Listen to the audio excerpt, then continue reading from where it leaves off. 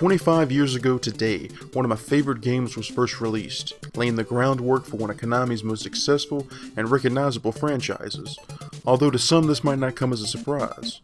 With the Nintendo Entertainment System turning 26 in October, it's a given that the games we grew up with for this legendary console will soon follow suit and reach their own milestones. 2011 alone marked the 25th anniversary for many now classic game franchises, including Castlevania, The Legend of Zelda, and Metroid, to name a few. Some might assume these games first appeared on the Nintendo Family Computer, also known as the FamIcom, Japan's counterpart to the NES. While this is technically true, it's not the whole truth, as these titles were first released for an add-on for the Famicom, an add-on we never saw released in the US, yet still benefited from its legacy. Today we celebrate 25 years of the Famicom computer disk system.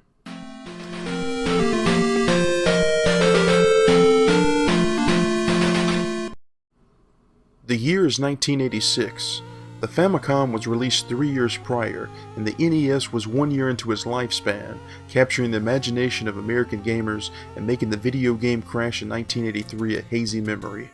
Japan was slowly captivating a growing number of nations, all the while continuing to evolve and mold video game history to unseen heights. Enter the Famicom Computer Disk System, an add-on that connected to the Famicom and supplied additional ROM and storage for more expansive games. The games were released on yellow floppy disk and were priced much lower than their cartridge counterpart, the downside being that these discs are one of the most fragile formats in gaming history. While the graphics were identical to the existing Famicom cartridges, the audio was slightly improved with additional channels. And while not a true system by itself, the disc system introduced the ability for gamers to save their games and resume progress at a later date.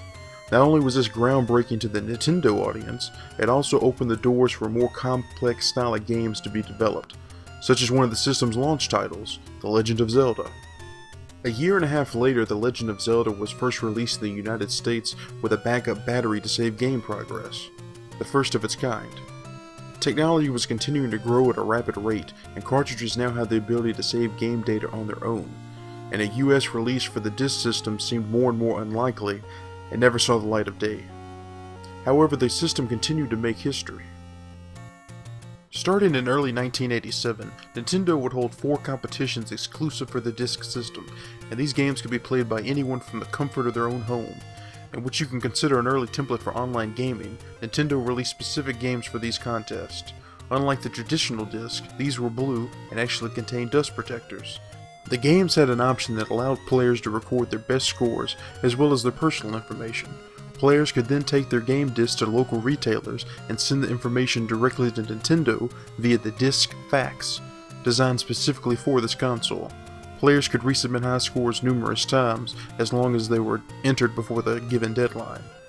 Now you may be wondering the first competition, the first game to introduce this concept to the world and bring gamers closer together than ever before. This is my guest, Mr. Wang. No offense.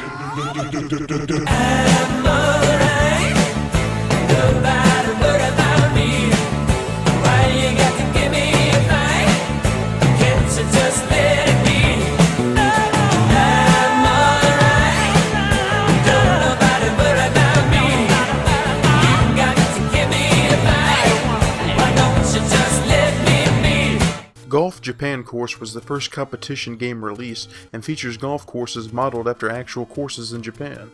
The gameplay was similar to the original Golf, but had a few updates such as different swing speeds to increase the difficulty and Mario replacing the generic golfer sprite.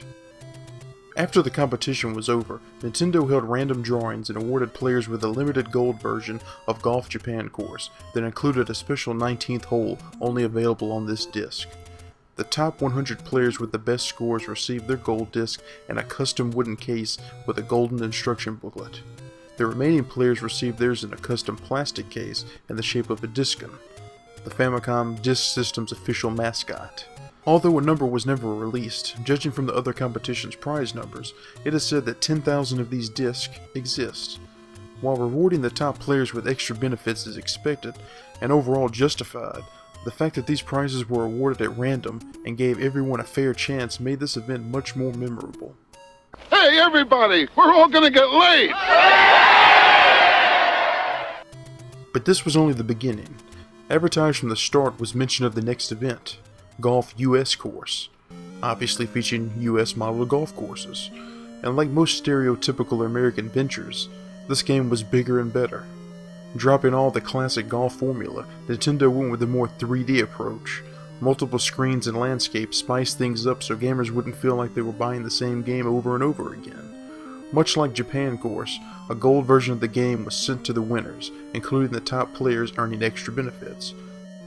10,000 discs were confirmed, and there were more restrictions on who would be entered into the prize drawings based on performance. There was also another prize awarded to players, a limited gold Punch-Out FamIcom cartridge that was released, or rather awarded, before any other console version of the game. In fact, this version of the game was released prior to Mike Tyson being attached and doesn't include a dream bout. It simply ends when you beat Super Macho Man. It's funny to think one of the greatest, if not the greatest, NES game was first released as a gold prize cartridge. The next competition will be a welcome change of scenery as we leave the golf course for the racetrack as we enter FamIcom Grand Prix F1 race. Players recorded their highest scores and best times and hoped to win lavish prizes. The prize for this contest differed from the previous competitions. Winners were now awarded with a variant Game & Watch version of Super Mario Bros. Like the gold disc, this game also had its own custom disc and protective case. Now out of all the competition prizes, this Game & Watch commands the most value due to it being sought out by both Famicom and Game & Watch collectors. Players could also get their own custom license made from retail stores during the time of this competition. The fourth and final competition, FamIcom Grand Prix 2 3D Hot Rally. The race perspective was changed to a more Rad Racer approach, and like the title suggests, this could be played in 3D, with glasses which were also never released in the US. However, this is by far the most bizarre prize out of all the competitions. Instead of a golden game cart, or a rare variant handheld, players were awarded with a brand new stationary kit. It could be worse, but when compared to the previous prizes, this one falls a little short. I mean, I'd be pissed. There was another game designed in this manner, but wasn't held in the same tournament structure. Roughly translated Heat Beat High School, the objective of this game was to flirt with a Japanese pop singer disguised as a high school student. Presented as an early dating simulator, if you could obtain her phone number in-game, you could call it in real time and listen to voice messages recorded by her. The would-be competition would revolve around submitting information to Nintendo in order to receive an autographed VHS tape. The most memorable contribution that this system provided to video game lore was the game that would become Super Mario Bros. 2 in the United States, Doki Doki Panic, fully translated Dream Factory Heart-Pounding Panic. Nintendo of America deemed the original sequel to Mario Bros. Too similar to the original game, and not to mention more difficult. While some consider this an insult to American gamers, I think it was justified. Love it or hate it, that's history, and the fact that Doki Doki Panic was chosen to stand in for the long-awaited Mario sequel during Nintendo's uprising, well, that says a lot. Although the system lived a long life, many consider it a failure. Faulty belt drives aside, from 1986 until 2003, only 4.4 million units were sold, and many disc games can still be found in Japanese stores still sealed that have never been opened. But that fact doesn't necessarily speak for all sales figures. Nintendo was ahead of its time as it kept kiosk displays in retail stores where gamers could buy a blank disc and copy a game to it cheaper than paying for a full retail copy.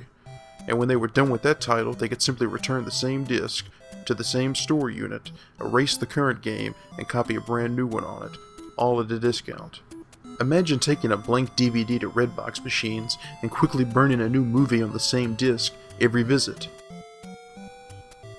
Do I think the system was a failure? No. Just look at The Legend of Zelda, a launch title that was specifically designed for this console. Now sure, cartridge batteries would soon make the system look less appealing, or even obsolete, but consider this. The cartridge version of the original Legend of Zelda wasn't released in Japan until 1992. That's almost 6 years after its initial disc release. And Zelda 2, The Adventures of Link, it never even saw a cartridge release, therefore making it exclusive for this console. I think this is sheer proof that the foundation of this now classic series was built upon gamers first experiencing it on this system. And I think that's the farthest thing from failure.